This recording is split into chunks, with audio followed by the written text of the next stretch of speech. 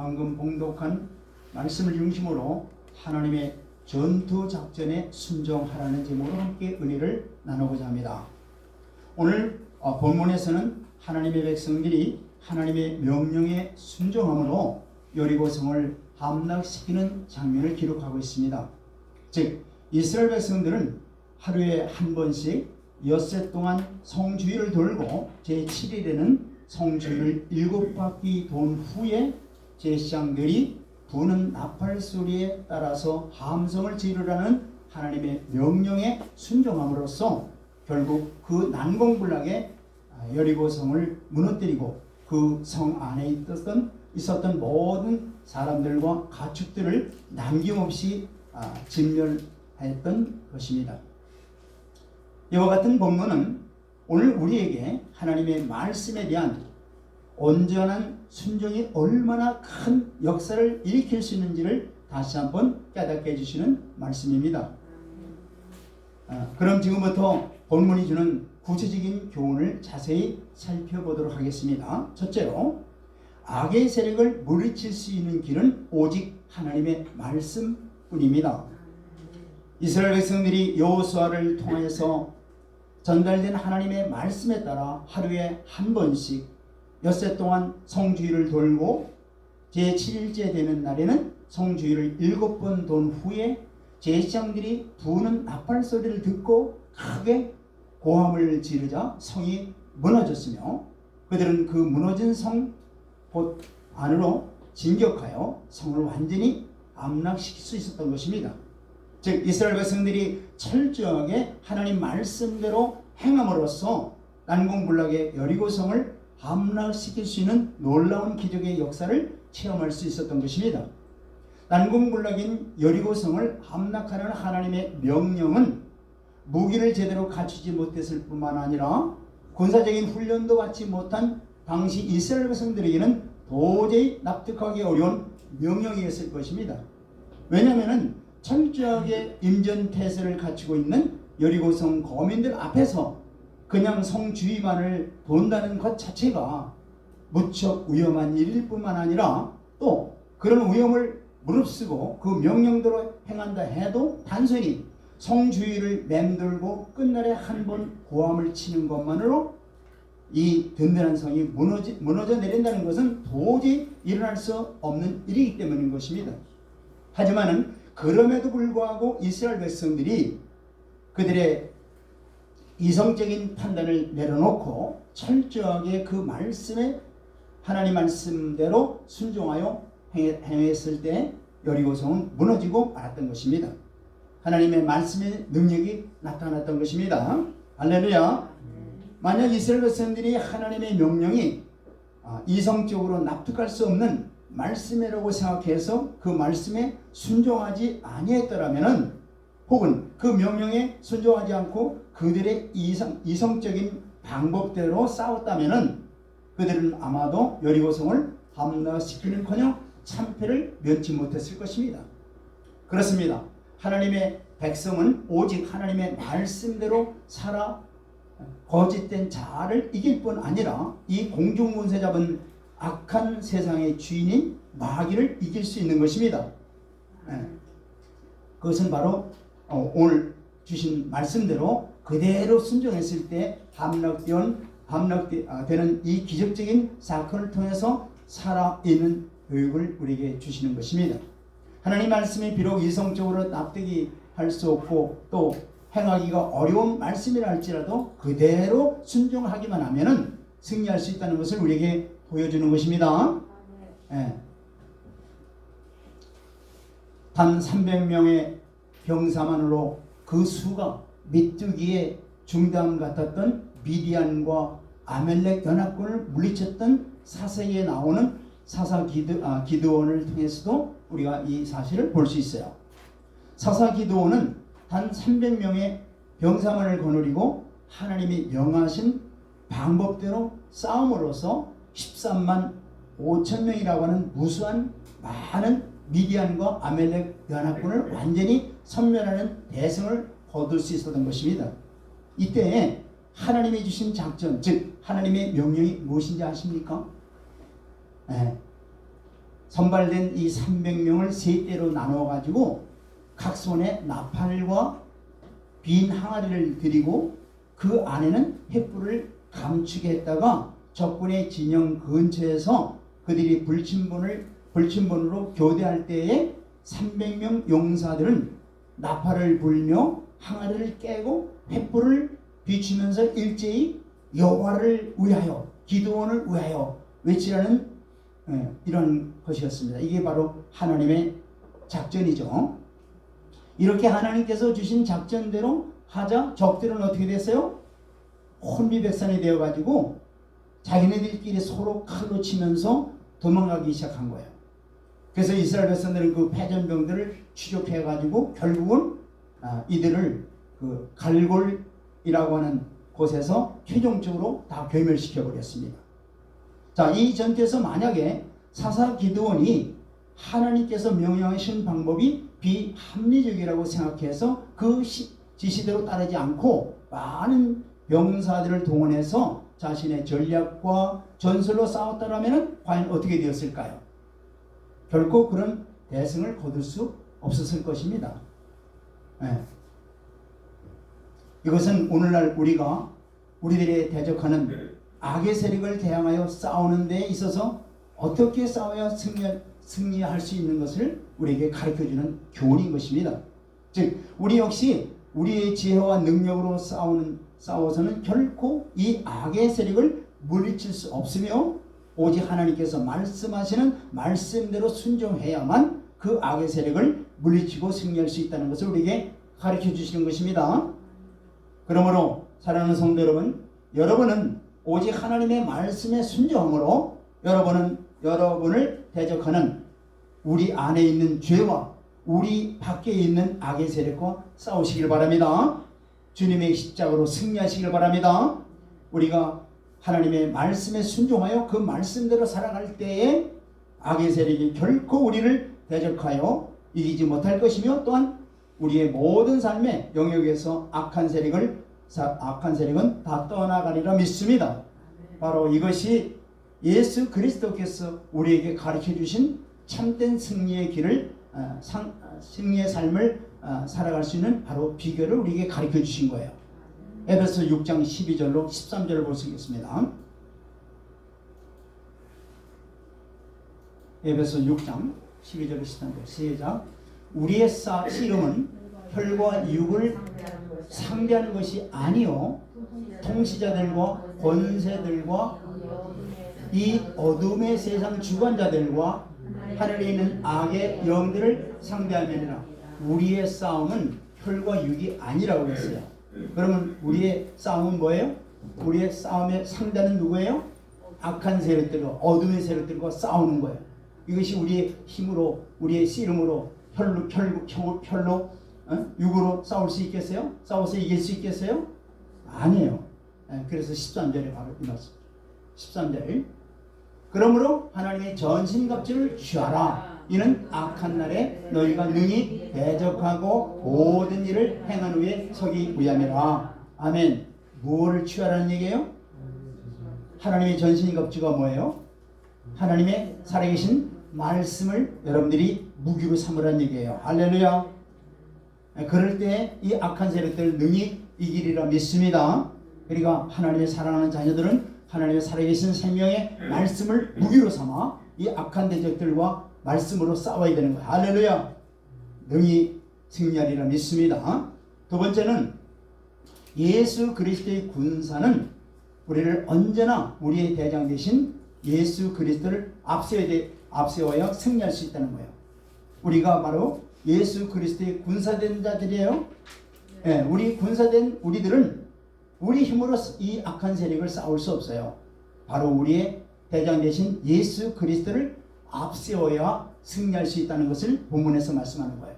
자, 본문 8절 9절 말씀 볼까요? 여호수아서 6장 8절로 9절입니다. 시작. 여호수아가 백성에게 이르기를 마침에 제사장 7은 양당 나팔 7을 잡고 여호와 앞에서 나아가며 나팔을 불고 여호와의 언약궤는 그 뒤를 따르며 9절 그 무장한 자들은 나팔 부는 제사장들 앞에서 행진하며 부부는 그의 뒤를 따르고 제사장들은 나팔을 불며 행진하더라. 아멘. 자, 이스라엘 백성들은 하나님의 명령을 따라서 무장한 군인들과 제사장들이 호위하는 뭐를 앞장세웠어요? 여호와의 언약궤를 앞장세우면서 나가는 걸 볼 수 있죠.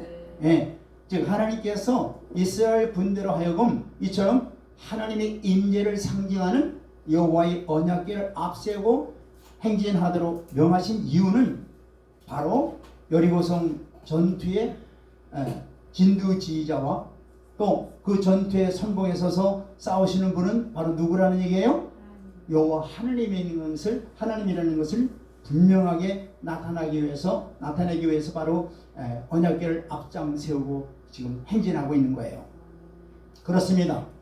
하나님의 백성이 대적들과 싸울 때 선봉에 서서 싸우시며 그 싸움을 승리로 이끄시는 분은 바로 여호와 하나님이십니다. 하나님은 항상 당신의 백성들을 대적하는 자들의 대적이 되시고 또한 당신의 백성들의 원수가 되어 주셔서 백성들을 대신 싸워주시는 분이십니다. 출애굽기 23장 22절로 23절 말씀을 보겠습니다. 출애굽기 23장 22절 시작. 네가 그의 목소리를 잘 청종하고 내 모든 말대로 행하면 내가 네 원수에게 원수가 되고 네 대적에게 대적이 될지라. 할렐루야. 정말 여러분들 앞에 대적이 있다 할지라도 그 대적과 직접 싸우려고 하지 마세요. 하나님이 대신 싸워주신다는 거예요. 우리가 어떨 때 하나님의 말씀에 우리가 순종할 때 하나님이 그 대적들을 대적해 주신다는 얘기예요. 자, 23절 시작. 내 사자가 네 앞서가서 너를 아모리 사람과 헷 사람과 브리스 사람과 가나안 사람과 히윗 사람과 여부스 사람에게로 인도하고 나는 그들을 끊으리니. 다 누가 싸우신다는 거예요? 하나님이 싸우신다는 거예요. 그냥 가만히 있는데도 하나님이 싸우시는 거예요? 아니죠. 우리가 하나님의 말씀을 청종하고 순종할 때 이제 대신 하나님이 이제 우리의 대적들을 다 하나님의 대적이 되어서 하나님이 그들이 대적이 되어서 싸워 주시는 거야. 할렐루야. 자, 그러므로 오늘날 예수 그리스도의 군사로서 사단의 세력과 영적 싸움을 싸운 우리 모든 그 성도는 예수 그리스도를 항상 앞세워야만 이 영적인 전투에서 항상 승리를 거둘 수 있다는 것을 깨달으시길 바랍니다. 만약 우리가 예수 그리스도를 앞세우지 않는다면은, 그래서 예수 그리스도께서 직접 그 간교한 사단과 싸우지 않게 한다면은 우리는 결코 그 전쟁에서 승리를 거둘 수 없다는 사실을 우리가 또한 깨달으시길 바랍니다. 사탄이 누굽니까? 그는 타락한 천사로서 강력한 능력과 권세를 지닌 영적 존재예요. 그런 존재를 어떻게 우리가 우리 스스로 힘으로 싸워서 승리할 수 있겠습니까? 도저히 불가능한 거예요. 오직 하늘과 땅의 모든 권세를 받으신, 그래서 세상을 이미 이기신 예수 그리스도만이 그 간교한 사단을 완전히 무찌르고 결박할 수 있는 것입니다. 성도 여러분, 오늘날 우리가 살아가는 이 세상은 바로 이 사단과 성도들의 치열한 영적 전쟁이 벌어지고 있는 영적 전쟁터라는 것을 깨달으시길 바랍니다. 우리 안에도 영적 전쟁터가 지금 있는 거예요. 그죠? 우리 안에 지금 사단과 싸우는 영적 전쟁터예요. 또 세상도 전쟁터로서 사단은 항상 우는 사자와 같이 우리를 삼키려고 틈을 엿보고 있는 거예요.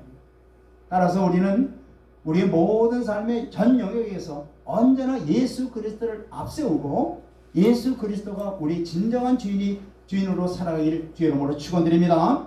그래야만 늘 사단의 세력을 물리치고 승리할 수 있는 삶을 살아갈 수 있게 되는 거예요. 아멘. 세 번째로, 하나님의 명령 앞에서 절대로 자기 소리를 내지 말라는 얘기예요. 자, 10절 보겠습니다. 본문 하나님의 명령 앞에 절대 인간의 소리를 내서는 안 되는 거예요. 자, 10절 시작. 여호수아가 백성에게 명령하여 이르되 너희는 외치지 말며 너희 음성을 들리게 하지 말며 너희 입에서 아무 말도 내지 말라. 그리하다가 내가 너희에게 명령하여 외치라 하는 날에 외칠지리라 하고. 아멘.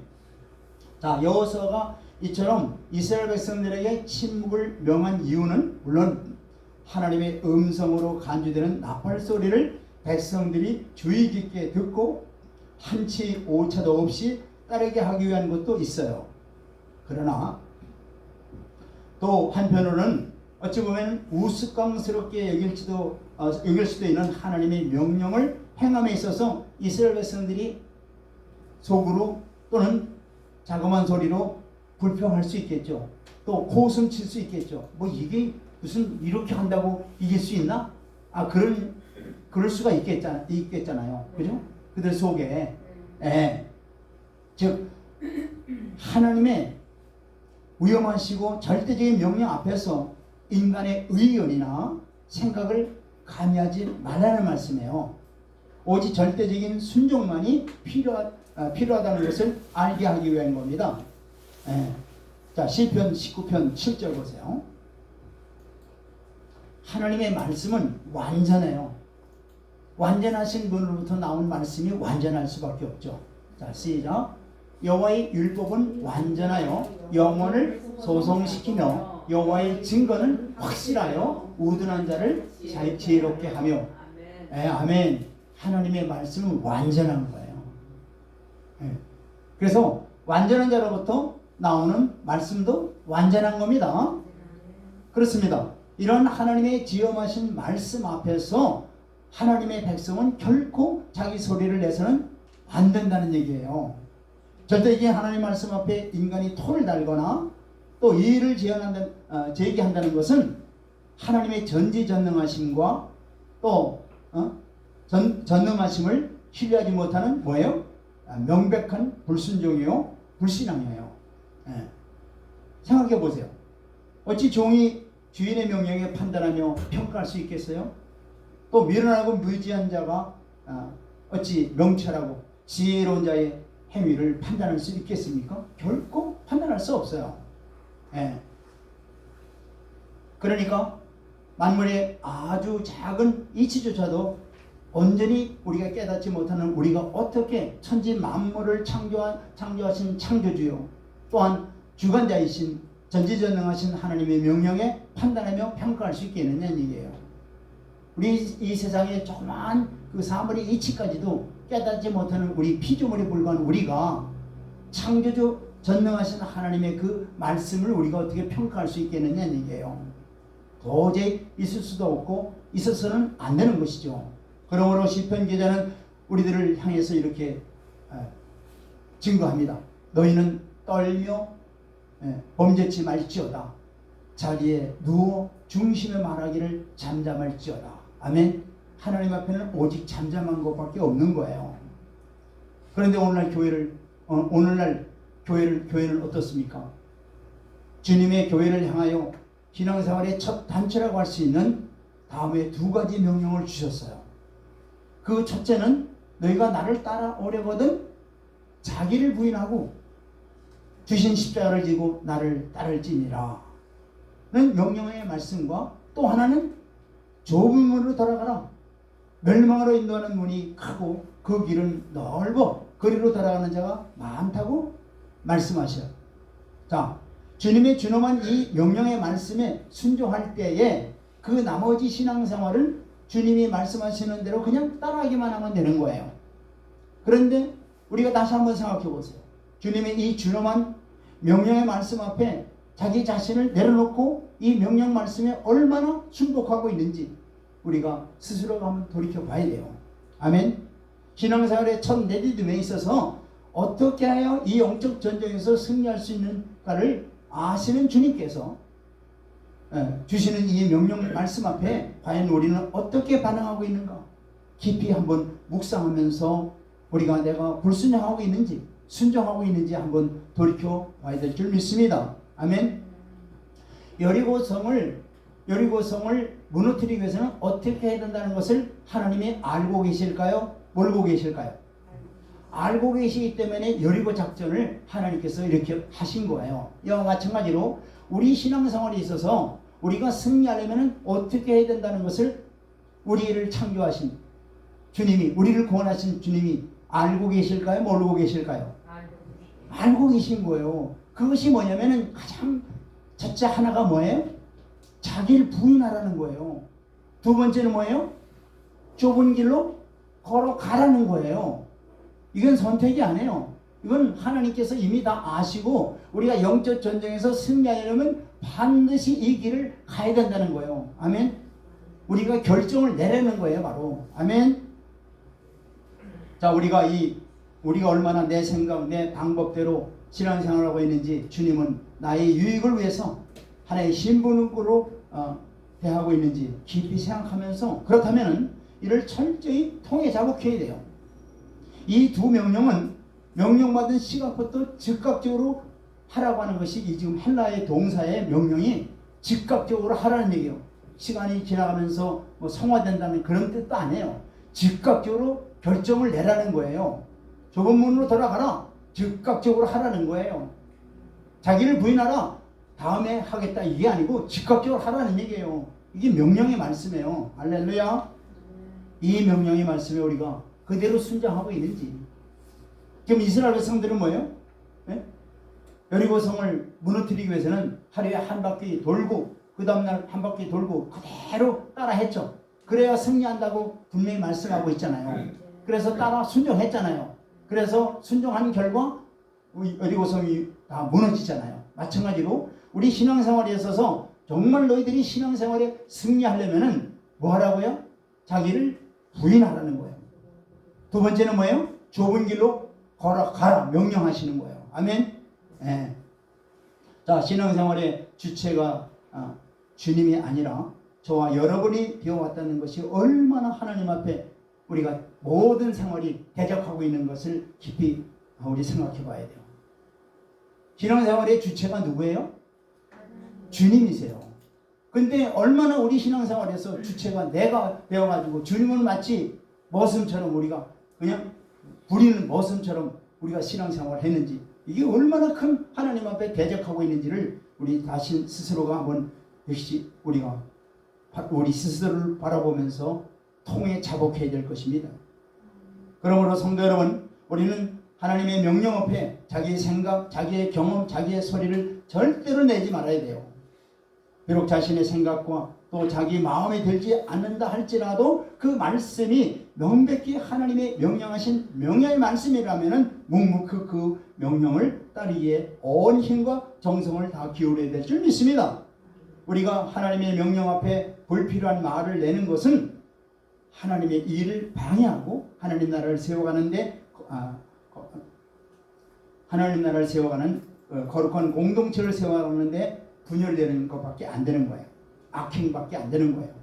정녕 우리는 하나님의 명령에 항상 묵묵히 순종함으로써 하나님의 영광된 그러한 사역을 온전히 이뤄나가길 주의 이름으로 축원드립니다. 네 번째는 계획하고 부지런히 실천해서 준비된 그런 자만이 하나님의 약속을 성취할 수 있다는 거예요. 자, 본문 15절 보겠습니다. 부지런히 계획 세우고 부지런히 실천하는 자에게 하나님의 약속이 주어진다는 거예요. 약속대로 이루어진다는 거예요. 자, 15절 시작. 일곱째 날 새벽에 그들이 일찍이 일어나서 전과 같이 같은 방식으로 그 성을 7번 도니 그 성을 7번 돌기는 그날 뿐이었더라. 아멘. 자, 이스라엘 백성들이 제7일째 되는 날에는 새벽에 일찍이 일어난 이유는 그날 그들이 행할 일들이 너무나 많기 때문에 그런 거예요. 다른 날들은 하루에 한 바퀴 도니까 할 일이 거의 없어요. 근데 일곱째 날은 할 일이 굉장히 많아요. 그러니까 어떻게 돼요? 일찍이 그들이 일어날 수밖에 없었던 거죠. 즉 그날 그들은 지난 6일 동안과는 완전히 달리 성을 7번 돌아야 됐으며, 또 고함을 질러서 성이 무너지면 그 무너진 성으로 진격해가지고 그 성을 완전히 함락시켜야 되기 때문에 다른 날보다 뭐예요? 훨씬 할 일이 더 많았죠. 그러니까 일찍이 일어날 수밖에 없었다는 얘기죠. 자, 이는 이스라엘 백성들이 얼마나 치밀하게 계획하고 준비하고 행했는지를 우리에게 잘 보여주는 얘기입니다. 자, 그들이 만일 이 실제 되는 그 날 어떻게 행동할지를 잘 모르고 아무 계획도 없었다면은 그냥 그 첫날처럼 또 둘째 날처럼 그냥 느슨하게 그냥 그렇게 생각해가지고 새벽에 일찍이 일어나지도 않았다면 어떻게 될까요? 아마 이런 계획이 이런 하나님의 명령하신 명령대로 다 이루어지지 않았을 겁니다. 하지만 그들은 사전에 이미 계획을 잘 세워가지고 그 계획을 실현하기 위해서 준비를 마친 상태에서 그날을 맞이했기 때문에 그들은 아무런 문제 없이 하나님의 명령을 수행하며 그리고 여리고성을 함락시킬 수 있었던 것입니다. 이처럼 철저하게 계획하고 부지런히 그 계획을 실천하여 준비된 자만이 하나님의 약속을 성취할 수 있다는 얘기입니다.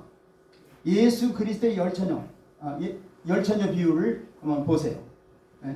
열처녀 보세요. 자, 그들은 그 중에 5처녀는 어떻게 됐어요?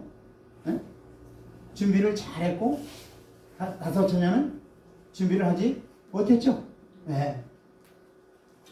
그래서 이 5처녀는 혹시 만약에 그 잘 준비되지 못하는 처녀는 그냥 적당히 하다가 주님이 오면은 우리를 맞이하겠지 그냥 느수하게 생각했던 거예요. 준비를 하나도 안 했던 거예요, 사실은.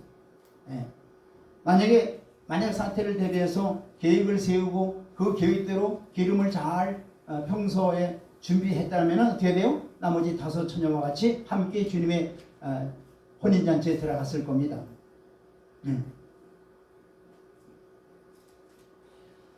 그러나 그들은 뭐예요? 마음은 들떠가지고 주님 오시면 그냥 함께 들어가리라 생각하면서 그냥 준비하지 않은 상태에서 그냥 느슨하게 생활을 했던 거예요. 근데 그 결과가 어땠어요? 신랑이 늦게 일찍 오시지 않았어요. 일부러 어떻게 보면 늦게 오신 거예요. 밤에. 더 늦게 오니까 미리 계획을 세우고 만약에 기름을 준비했다라면은 기름이 다 떨어지진 않았을 거예요. 그죠? 준비한 것을 갖다가 또 쓰면 되니까. 그런데 어떻게 돼요? 주님이 아주 늦은 밤에 오시니까 어떻게 돼요? 그 전에 사용했던 기름은 다 떨어지고 이제는 정말 필요한데 주님이 오실 길을 밝혀야 될 기름이 필요한데 이제는 주님이 막상 오시니까 어떻게 돼요? 다 떨어져 버렸네요. 그러니까 어떻게 돼요? 아무리 그 전에 준비했던 거 아무리 그 전에 뭐 생활했던 거 다 소용이 없죠. 그때 필요할 때 써야 되는데 사용할 수 없었다는 얘기죠. 그 얘기는 뭐냐면은 평시에 항상 준비하고 깨워서 기도하는 그런 것이 부족했다는 얘기죠. 아멘. 자, 이 세상이 여리고성이 와르르 무너지는 날 여리고 성내에 온 주민이 멸망당한 것 같이 말세 지말에 주님이 오실 때 이 불신세계를 불로 심판하고 하나님의 뜻을 따라서 순종해온 자들을 구원하기 위해서 너희는 깨어 준비하라고 주님이 부활 승천하시기 전에 미리 말씀하셨어요. 자, 마태복음 24장 42절로 보겠습니다. 자, 말세 지말을 살아가는 우리들에게 주님은 벌써 미리 2000년 전부터 이미 준비하라고 말씀하셨어요. 자, 보세요. 시작. 충성되어 되고 지혜 있는 종이 되어 주인에게 42절입니다. 42절. 시작. 그러므로 깨어있으라. 어느 날에 너희 주가 임하는지 너희가 알지 못하느니라. 자, 여기서 2000년 전에 부활 승천하시면서 미리 벌써 2000년 전에 준비하라고 말씀하시는 거예요. 준비하라. 깨어있으라. 그래서 어느 날 너희 주가 임하는지 너희가 알지 못하느니라. 그러니까 깨어서 계속 준비하라. 자, 44절도 보겠습니다. 시작. 이러므로 너희도 준비하고 있으라. 생각하지 않을 때 인자가 오리라. 항상 지금 말세 지말을 당한 이때에 우리에게 주시는 말씀이 바로 이거예요. 준비하고 깨어있으라. 자, 그럼 무엇을 예배하고 준비하라는 얘기예요? 바로 이 말씀이 뭐냐면 말씀으로 잘 무장하라는 얘기예요. 말씀으로 잘 무장되어라는 얘기예요. 왜요? 주님이 이 세상에 다시 오실 때 이 세상을 심판하실 때 뭘로 심판하세요? 말씀으로 심판하시는 거예요. 그러니까 거룩한 이 말씀으로 우리가 준비가 되어요. 무장되어요. 주님이 오실 때 주님과 함께 이 세상을 준비된 자가 세상을 심판하게 돼 있어요. 아멘. 자, 이사야 11장 4절 보세요. 주님이 오실 때 뭘로 세상을 심판하는가? 자, 주님이 심판하실 때 주님 혼자 심판하는 게 아니에요. 말씀으로 무장된 자가 함께 주님과 함께 세상을 심판하는 겁니다. 자, 11장 4절 시작.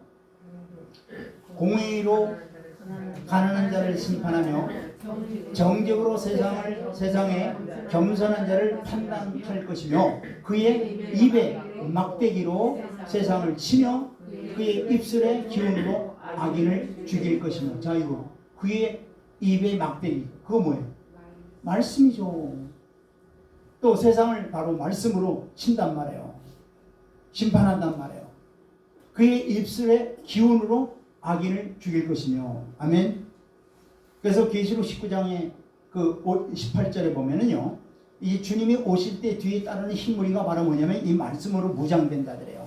이들이 이제 주님과 함께 세상을 심판한단 말이에요. 아멘. 네. 단지 하나님의 약속하신 것이니 이루어지겠지 하고선 가만히 기다리면 안 돼요. 우리는 하나님의 말씀으로 잘 준비되고 무장되어야 되는 것입니다. 아멘. 그러므로 사랑하는 성도 여러분, 우리는 결코 시간만 보내면서 저절로 하나님의 약속이 이루어질 거라고 하는 그러한 헛된 생각으로 시간들을 허비하면서 지내서는 안 되겠습니다.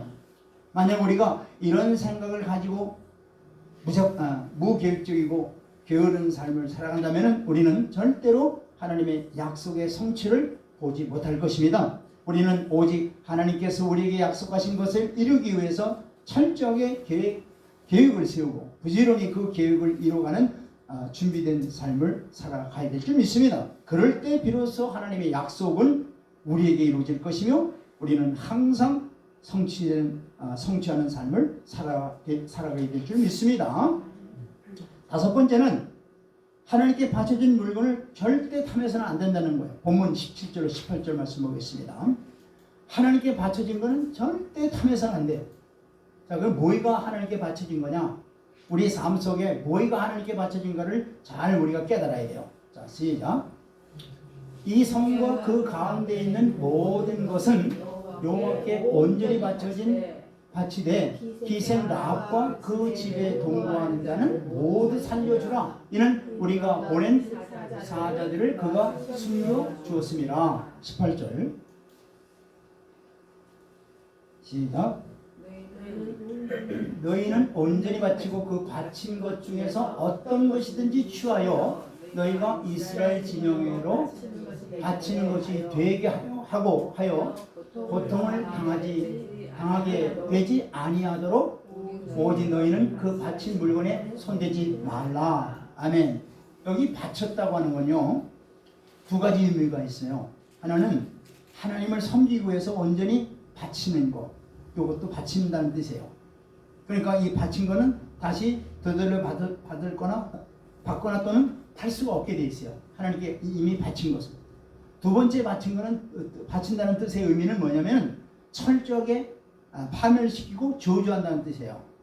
네. 그러니까 진멸의 의미가 있죠. 자, 즉 이스라엘은 여리고 성과 그 안에 있는 모든 것을 하나님께 바치되 성과 그 안에 사람들을 철저히 진멸하고 그 물건들을 하나님께 온전히 바치라고 명령하세요. 네. 만일 이스라엘이 그렇게 하지 않고 욕심에 생겨가지고 하나님께 바쳐진 그 성의 사람들을 살려두거나 물건을 취하게 된다면 이스라엘 전체가 하나님께 화를 당하게 되는 거예요. 이러한 요소의 경고성 그 예언은 바로 뭐냐? 아간으로 인해서 현실화되어 가지고 결국 이스라엘 백성이 아이 전투에서 어떻게 돼요? 패망하게 되죠.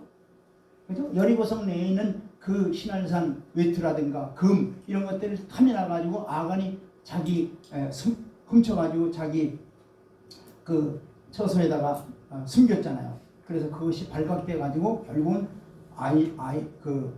아간이 돌무더기가 되어버리잖아요. 그렇습니다. 하나님께 바쳐진 것을 탐하여 취하는 자들은 그들 자신이 하나님께 바쳐진 자가 되어서 결국은 큰 화를 당하게 되는 거예요. 예, 따라서 하나님의 백성은 하나님께 바쳐진 것을 절대 탐해서는 안 돼요. 자, 하나님께 바쳐진 것을 탐하여 임의로 취하는 자들은 하나님의 심판과 징벌을 면할 수 없습니다. 그런데 오늘날 성도들 중에 아무런 두려움 없이 하나님께 바쳐진 것들을 그냥 자기 거로 소유하고 있어요.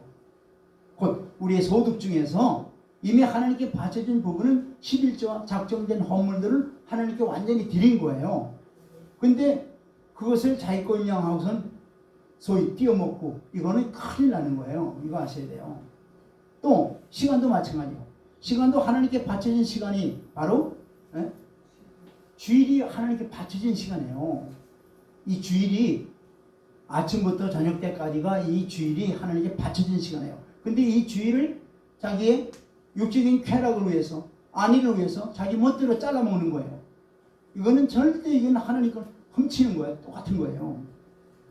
그래서 하나님께서 이런 행위를 하나님의 것에 대한 도둑질이라고 성경은 밝히 말씀하고 있습니다. 심지어는 성경은 이런 자들을 저주한다고 말씀하고 있어요. 그러므로 성도 여러분은 하나님께 바쳐진 것들을 절대로 탐하지 마시기 바랍니다. 우리가 하나님께 바쳐진 것을 탐하여 취하려고 한다면 그것은 곧 거룩하신 하나님을 경홀히 여기고 하나님의 살아계심을 부인하는 결과가 되는 거예요. 결국은 하나님의 심판과 징벌을 면할 수 없게 되는 것입니다. 여러분, 오늘 오직 하나님을 두려워하며 하나님께 마땅히 드려야 할 것을 드릴 줄 아는 지혜로운 자들이 되기 주여로 축원합니다. 그래서 하나님의 시간인 주일을 온전히 거룩히 돌려드려야 돼요. 하나님의 소인 소득의 11조를 온전히 하나님께 드려야 돼요. 이것이 바로 마땅히 하나님의 자녀들이 해야 될 마땅한 일이 되는 것입니다. 마지막으로 믿음이 생명을 얻게 된다는 거예요. 자, 본문 17절 보겠습니다. 본문 17절입니다. 시작. 이 성과 그 가운데 있는 모든 것은 여호와께 온전히 바치되 기생 라합과 그 집에 동거하는 자는 모두 살려주라. 이는 우리가 보낸 사자들을 그가 숨겨줬음이니라. 자, 여리고성 내에 있는 모든 것이 다 진멸당할 때 그 가운데 누구만 살았어요? 기생 라합과 그 집에 식솔들이 다 살았어요. 이걸 말씀하는 거예요. 자, 이는 하나님을 온전히 믿고 그 믿음을 따라서 행한 자들은 비록 죽음이 결정된 자들이요 또한 하나님의 심판이 이루어진 상황 속이라 할지라도 반드시 건짐을 받는다는 얘기예요. 생명을 보존함을 받게 된다는 얘기예요. 다시 말해서 믿음이 생명을 구원했다는 얘기죠. 아멘. 자, 믿음 외에는 무엇이라도 인간을 하나님의 진노와 심판에서 건져낼 생명이 없어요. 오직 믿음만이 우리로 하여금 하나님의 진노와 심판을 피하여 생명을 얻게 하는 유일한 방법입니다. 유일한 방편이에요. 믿음이 그래서 최고예요. 우리는 결코 믿음을 떠나서는 절대 안 되겠습니다. 우리는 오직 생명의 주이신 하나님만을 믿고 의지하시기 바랍니다.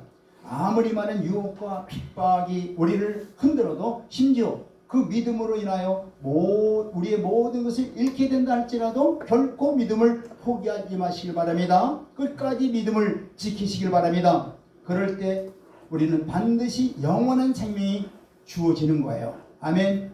요한일서 5장 12절에 이렇게 말씀하고 있습니다. 아들이 있는 자에게는 생명이 있고 하나님의 아들이 없는 자에게는 생명이 없느니라. 여러분들, 예수님 안에 저와 여러분들 안에 예수님이 온전히 연합된 믿음을 갖길 바랍니다. 그럴 때 영원한 생명이 여러분들 안에 영원히 있으리라 믿습니다. 아멘. 그리고 세속에 속한 모든 것은 세상과 더불어 다 완전히 멸망된다는 것을 본문에서 또한 말씀하고 있죠. 21절 한번 말씀 보겠습니다. 21절 세상에 속한 것은 완전히 뭐예요? 세상과 더불어 다 완전히 멸망된다는 것을 아셔야 돼요. 21절 시작. 그 성 안에 있는 모든 것을 온전히 바치되 남녀노소와 소와 양과 나귀를 칼날로 멸하니라. 아멘. 자, 이스라엘 백성들이 무너진 여리고 성으로 들어가서 성중에 있는 모든 것들을 다 멸하되 남녀와 노소와 우양과 나귀를 칼날로 다 멸하라고 그랬죠. 이처럼 여리고 성의 멸망은 단지 성벽이 무너져 내리는 것만으로 끝나는 게 아니에요. 그 의미를 가는 게 아니에요. 그것은 곧 그 성 안에 있었던 모든 사람의 멸망과 동시에 그들의 아끼고 사랑했던 모든 것들이 다 뭐예요? 완전히 멸망된다는 것을 말씀하는 것입니다. 즉 마지막 날에는 세상의 멸망도 이와 같다는 얘기예요. 즉 세상의 멸망과 동시에 세상에 속한 모든 사람과 그들이 아끼고 사랑했던 모든 것들이 다 완전히 사라져버리는 거예요. 그래요. 이 세상에 속한 모든 자들은 그들이 소중히 여기던 모든 것, 곧 명예, 재산, 권력, 그리고 생명까지 모든 것을 다 잃게 되는 것입니다. 네, 그렇습니다. 이 세상과 세상에 속한 모든 것은 하나님께서 정한 때가 되면 반드시 멸망하게 되어 있습니다. 비록 그 시기가 조금 늦어질 뿐이지 그것은 정한 이치인 거예요. 따라서 성도는 결코 이 세상에 썩어질, 잠시 있다가 사라져버릴 지나가는 세상에 소망을 두어서는 절대 안 되겠습니다. 우리가 이 세상에 소망을 두고 세상이 주는 기쁨과 만족을 추구하는 삶을 살아가게 된다면 우리 역시 이 세상의 멸망의 날과 함께 멸망과 함께 우리 또한 멸망이 되는 거예요. 그러므로 성도 여러분, 우리는 오직 영원한 하나님의 나라를 바라보며 항상 나그네와 행인된 자로서 이 세상에 미련을 두거나 집착하지 마시길 바랍니다. 결코 이 썩어질 세상에 소망을 두므로 세상과 더불어 멸망하는 어리석은 자들이 되지 않기를 주의 이름으로 축원드립니다. 베드로후서 3장 12절로 14절 말씀을 보고 마치겠습니다. 베드로후서 3장 12절로 14절 시작. 하나님의 날이 임하기를 바라보고 간절히 사모하라. 그날에 하늘이 불에 타서 풀어지고 물질이 뜨거운 불에 녹아지려니와. 마지막 때는 이렇게 불로 심판된다는 얘기예요. 그렇지만은 12절 하나님의 날을 13절 시작. 우리는 그의 약속대로 의가 있는 곳인 새 하늘과 새 땅을 바라보도다. 아멘. 14절 그러므로 사랑하는 자들아 너희가 이것을 바라보나니 그 주 앞에서 점도 없고 범도 없이 평강 가운데서 나타나기를 힘쓰라. 아멘. 성도 여러분, 본문을 보면은 이스라엘 백성들은 바로 하나님의 명령에 온전히 순종하기 위해서 아침 일찍이 일어나서 뿐만 아니라 7일 동안 한마디도 하지 않고 단순히 하나님의 말씀을 묵상하면서 충성되이 주의 말씀에 순종해서 그 명령대로 다 따라 순종했어요. 이처럼 이스라엘 백성들이 하나님의 명령에 충성했기 때문에 그들은 여리고성을 무너뜨리고 가나안 정복을 승리할 수 있게 됐던 것입니다. 그렇습니다. 하나님 앞에 충성된 자만이 하나님의 역사를 이룰 수 있는 거예요. 하나님 앞에서 충성되지 못한 자는 결코 그 어떤 것도 이룰 수가 없습니다. 그러므로 성도 여러분, 하나님 앞에 충성된 일꾼들이 다 되길 주 이름으로 축원드립니다. 하나님 앞에 충성된다는 것은 바로 하나님께서 말씀하시는 말씀에 온전히 충실하다는 뜻이에요. 그래서 하나님께서 맡기신 일이라면 생명을 걸고 결코 게을리하거나 나태하지 마시길 바랍니다. 생명을 걸고 하시길 바랍니다. 그럴 때 우리는 하나님의 큰 역사를 이룰 수 있을 것이며 또한 하나님 앞에서 착하고 충성된 종들로 인정받고 주님이 통치하는 그날에 왕같은 제사장들로 다 들어가리라 믿습니다. 다 같이 기도드리겠습니다. 지극히 영화로우시고 거룩하신 하나님 감사드립니다. 하나님의 진리의 말씀을 깨달아 마지막 가는 이 마지막 시대에 우리가 어떻게 살아야 될지를 가르쳐 주시고 깨우쳐 주신 하나님 감사드립니다. 우리에게 아버지 하나님께서 깨우쳐 주신 말씀대로 온전히 아버지 순종하는 저희들이 되게 도와주시옵소서. 이스라엘 백성들에게 여리고성을 무너뜨리기 위해서는 이렇게 하라고 하는 하나님의 작전을 말씀하신 것처럼 또 그 작전에 온전히 순종한 것처럼 우리 또한 이 마지막 가는 이 시대에 아버지 하나님이시여 영적 전쟁에서 승리하기 위해서는 어떻게 하라고 하는 말씀 주신 그 말씀을 깊이 깨닫고 그 말씀 앞에 온전히 충실하고 순종하는 저희들이 되게 하여 주시옵소서. 그래서 승리로운 신앙생활을 할 수 있도록 역사해 주시옵소서. 예수 그리스도의 이름으로 기도드리옵나이다. 아멘.